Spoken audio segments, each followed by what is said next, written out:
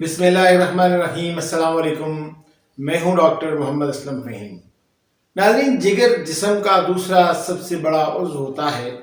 ये खाने पीने की चीज़ों से मुतल्लिक़ ग़िज़ाई अज्जा को प्रोसेस करने में मदद करता है और खून से मुज़िर मादों को फ़िल्टर करता है।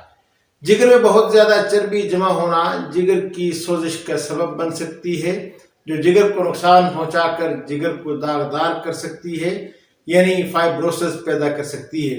यूं ये दाग जिगर की खराबी का बाइस बनकर सिरोसिस बन सकता है और बात लिवर फेलियर तक पहुंच जाती है।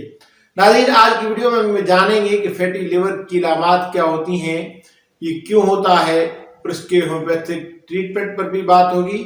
तो जुड़े रहिए मेरे साथ।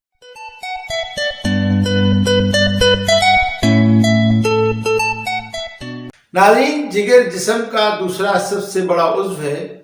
जिगर इंसानी जिस्म का एक खास हिस्सा है जो खुराक को जुज़्व बदन बनाने के साथ साथ खून से मुज़िर अज्जा को भी दूर करता है, यानी खून साफ करने का काम करता है।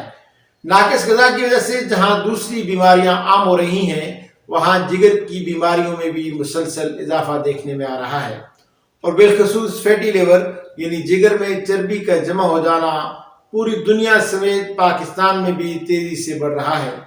अमूमन शुरू में फैटी लिवर की कोई खास अलामात नहीं होती, लेकिन थकावट या पेट में दर्द या पेट के ऊपरी दाईं जानिब दबाव का एहसास, इसके अलावा मतली, भूख में कमी या वजन में कमी, जिल्द की रंगत का पीला पड़ जाना और आंखों की सफेदी यानी यरकान की अलामात, पेट की सूजन या पेट और टांगों का मुतवर्रम हो जाना, ज़हनी उलझन और कमजोरी शामिल होती हैं। नाज़रीन, फैटी लिवर के कुछ अफराद में पेचीदगियां पैदा हो जाती हैं, जिसमें जिगर के दाग भी शामिल हैं। जिगर के दाग को लिवर फाइब्रोसिस के नाम से जाना जाता है। अगर शदीद फाइब्रोसिस है तो इसे सिरोसिस कहा जाता है। सिरोसिस की वजह से भूख और वजन में कमी, कमजोरी और थकावट, नाक से खून आना, जिल्द पर खारिश, जिल्द और आंखों का पीला पड़ जाना, जिल्द के नीचे खून की बारीक नालियों के निशानात बनना, इसके अलावा पेट का दर्द, पेट में सूजन और पानी पड़ जाना, टांगों का सूज जाना, इलावाजी मर्दों में छाती का बढ़ जाना की अलामात पैदा हो जाती हैं। नाज़रीन, आइए अब ये जानने की कोशिश करते हैं कि फैटी लिवर की वजूहात क्या होती हैं।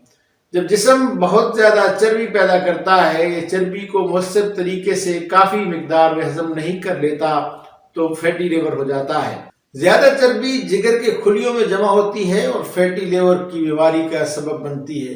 चर्बी की बनावट तरह तरह की चीज़ों की वजह से हो सकती है। मिसाल के तौर पर बहुत ज़्यादा शराब पीना, अल्कोहल फैटी लिवर की एक बड़ी वजह होती है।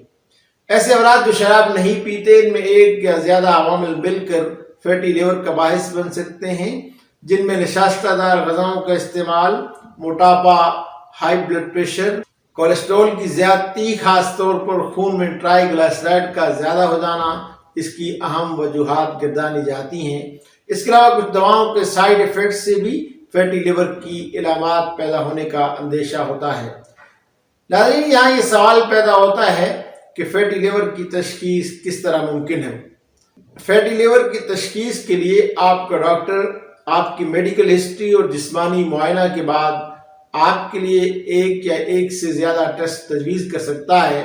अगर डॉक्टर को शुबा है कि फैटी लिवर हो सकता है, तो इब्तिदाई तौर पर वो आपके लिए LFT यानी लिवर फंक्शन टेस्ट तजवीज़ कर सकता है।